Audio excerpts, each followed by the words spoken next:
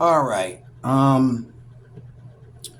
I did not read Psalms chapter 23 when I was doing my CSB review, so here it is. Again, this Bible is a Bible that is gapping um, the the space between the critical text and the TR. This Bible, whoever are the scholars of this Bible, understood the traditional text, I can tell. But yet they had to go critical text, so they tried to make a Bible that was simple, where the traditional text is simple, and a Bible that will lead you to the traditional text, where there is the gap. So this is a very good translation of the Bible. I don't usually compliment over the last few years anything that's critical text, but this is very, very nice. It's a pleasure, and it's been a pleasure reading this. And, I think that a lot of it I'm going to be quoting from it. I'm going to be letting the words of this translation come out of my mouth more than I expect. I am kind of smitten by it so far.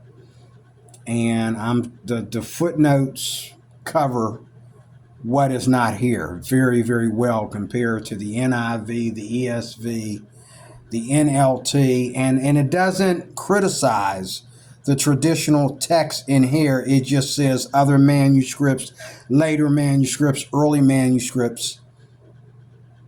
But it's an all around beautiful translation, one that if I really pay attention to the footnotes whenever I'm reading, I can't go wrong. I mean, it's a beautiful translation, and it might not be the only one. But I'm just saying it's one that I had a hunch that it was a good translation. So I took the time out to give it a shot, and I'm totally smitten by it. I'm going to read Psalms chapter 23, because Psalm chapter 23 in here is not just poetry. It is what it's supposed to be. Yes, it's poetry, but it's preaching the word to you about what the Lord is to us as our shepherd. Here it goes. Psalm chapter 23 in the CSB. The Lord is my shepherd, I have what I need. Cross reference right there. He lets me lie down in green pastures. He leads me beside quiet waters. He renews my life. He leads me along the right paths for his name's sake. Even when I go through the valley. I love it how it says, even when I go. I love, first of all, in verse 3, he renews my life. Now, the traditional says, he restores my soul. What do you mean he restores my soul? He renews my life. He leads me along the right paths. Hallelujah. For his name's sake. Even when, I like how this goes now, you can't be King James only and enjoy this, but even when I go through the darkest valley, I fear no danger. For you are with me, your rod and your staff, they comfort me. You prepare a table before me in the presence of my enemies.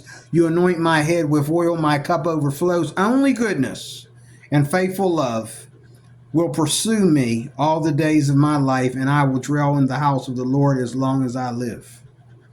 Now, the Bible, now see, now the problem here is this is making this a psalm on only one part of eternity. But the traditional says, and I will dwell in the house of the Lord forever. Ain't that what it says? Psalms 23. Now it says H, it gives you the B, gives you another B there. 23. What verse is that? 23:6b. literally Lord for length of days, traditionally Lord forever. Lord forever. So I will dwell in the house of the Lord forever. That's traditional. I didn't even have to go in my MEV. It's already there. Okay, in the footnotes. So everything it changes, it puts in the footnotes. Even if it's just one word, it puts it in the footnotes, which is beautiful. Even if it gives you a better word or even a more literal word than the word we use, it will put what's usually there in the footnotes. That's just beautiful. This Bible is a good all around Bible.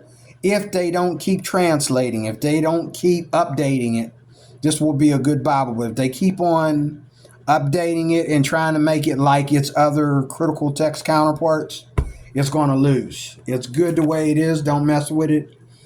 It's very, very, very good. I want to see why there's a Psalms 27:4-6 there. Psalms 27:4-6. What is that about? That's a cross-reference. Cross-references in here are nice. 27:4-6. What is that about? Let me see.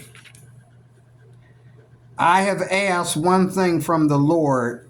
It is what I desire, to dwell in the house of the Lord all the days of my life, gazing on the beauty of the Lord and seeking him in his temple. Beautiful.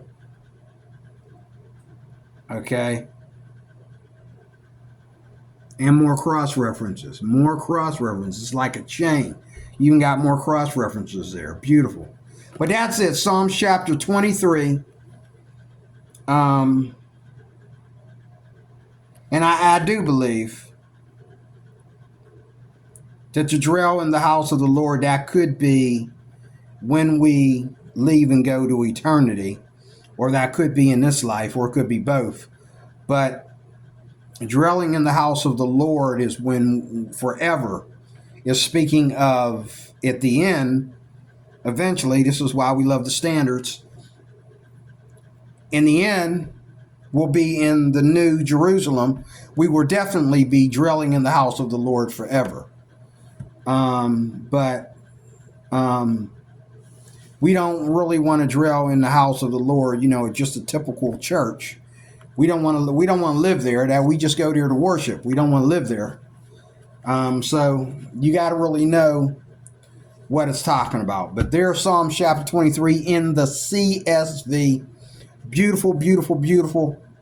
Thank you for watching. I forgot to put that in there when I did the review, and I promised to do it, and I didn't do it. So there it goes. Psalm chapter 23 in the CSB. Beautiful psalm in the CSB. Beautiful rendering of Psalm chapter 23. I think it's the best in my humble opinion so far. There you have it. God bless you. Thank you for watching.